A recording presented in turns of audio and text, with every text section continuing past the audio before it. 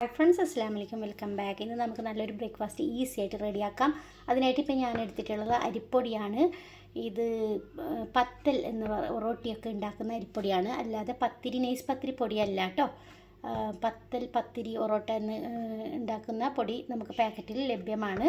അത് ഞാനിപ്പോൾ ഒരു അരക്കപ്പ് എടുത്തിട്ടുണ്ട്. ഇതിനെ നമുക്കൊരു പാത്രത്തിലോട്ട് ഇട്ട് കൊടുക്കാം. ഒറ്റൊരു ചേരുവ മാത്രം മതി തയ്യാറാക്കാനായിട്ട്. ഈ പൊടിയാണ് മെയിനായിട്ടുള്ളത്. പിന്നെ ഉപ്പ് വേണം, നമുക്ക് ആവശ്യത്തിനുള്ള ഉപ്പ് ചേർത്ത് കൊടുക്കാം. ഇനി നമുക്ക് ഇതിനൊന്ന് കുഴച്ചെടുക്കണം. ചപ്പാത്തിക്ക് മാവ് കുഴക്കുന്നത് പോലെ ഒന്ന് കുഴച്ചെടുക്കണം. അതിനായിട്ട് പച്ചവെള്ളം ഉപയോഗിച്ചിട്ട് ഞാനിപ്പോൾ കുഴച്ചെടുക്കുകയാണ്. നിങ്ങളുടെ കയ്യിൽ ഈ പൊടി ഇല്ലെങ്കിൽ പത്തിരി പൊടി ഉണ്ടാവുമല്ലോ, അത് ചൂടുവെള്ളത്തിൽ അരക്കപ്പ് പൊടിക്ക് 1 കപ്പ് വെള്ളം തിളപ്പിച്ചതിന് ശേഷം നമുക്ക് ഈ പൊടി ഇട്ടിട്ട് നല്ലോണം ഒന്ന് വാട്ടിയെടുത്താൽ മതി കേട്ടോ. ഇപ്പോൾ ഇതാകുമ്പോൾ ചൂടുവെള്ളത്തിൻ്റെ ആവശ്യമില്ല, പച്ചവെള്ളം മാത്രം മതി ഇത് കുഴച്ചെടുക്കാനായിട്ട്. നമുക്കിത് നല്ല രീതിയിലൊന്ന് കുഴച്ചെടുക്കാം. നല്ല സോഫ്റ്റായിട്ട് തന്നെ കുഴച്ചെടുത്തിട്ട് നല്ല കൂടുതൽ നേരം കുഴച്ചെടുക്കണം. അപ്പോൾ ഈ സൈഡൊന്നും പൊട്ടിപ്പോകാതെ നമുക്ക് നല്ല രീതിയിൽ നല്ല ഷേപ്പിൽ തന്നെ കിട്ടും. നമുക്ക് ആവശ്യമുള്ള അത്ര മാവ് എടുക്കുക. എന്നിട്ട് നമുക്ക് കൈ വെച്ചിട്ട് ഇങ്ങനെ ഒന്ന് ബോളാക്കി കൊടുക്കുക. ബോളാക്കി കൊടുത്തതിന് ശേഷം നല്ല നൈസായിട്ട് ബോളാക്കിയതിന് ശേഷം കൈ കൊണ്ട് ഇങ്ങനെ ഒന്ന് പ്രസ് ചെയ്ത് കൊടുക്കുക. അപ്പോൾ നമുക്ക് ഈ ഷേപ്പിൽ കിട്ടും. എന്നിട്ട് സൈഡൊക്കെ ഇന്ന് വിരൽ വെച്ചിട്ട് ഇതേപോലെ ഒന്നാക്കിയെടുത്താൽ മതി. അപ്പോൾ നല്ല രീതിയിൽ ഇങ്ങനെ ഒന്ന് കിട്ടും. ഇനി നമുക്കിതിനെ ഒരു സ്റ്റീൽ പാത്രം എടുക്കുക. അതിലോട്ട് അല്പം ഓയിൽ ഒട്ടിപ്പിടിക്കാതിരിക്കാൻ വേണ്ടിയിട്ട് തേച്ചിട്ടുണ്ടായിരുന്നു. ഇനി നമുക്ക് ഇതിലോട്ട് വെച്ച് കൊടുക്കാം. ബാക്കിയുള്ള എല്ലാ മാവും ഇതേപോലെ ഒന്ന് ഉരുട്ടിയെടുത്താൽ മതി കേട്ടോ.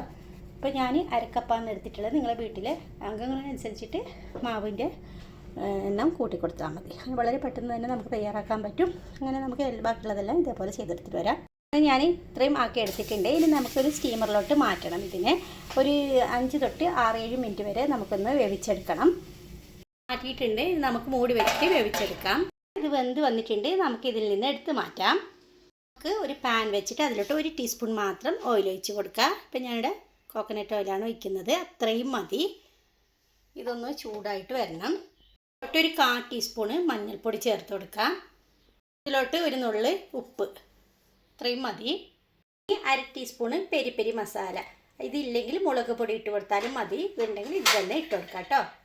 ഇച്ചിരി കറിവേപ്പില ഇഷ്ടമുണ്ടെങ്കിൽ ഇട്ട് കൊടുക്കുക. ഇതെല്ലാം കൂടി ഒന്ന് ഇളക്കി കൊടുക്കുക. ഈ സമയം തീയൊന്ന് കുറച്ച് കൊടുക്കണം, ഇല്ലെങ്കിൽ പൊടി കരിഞ്ഞു പോകും.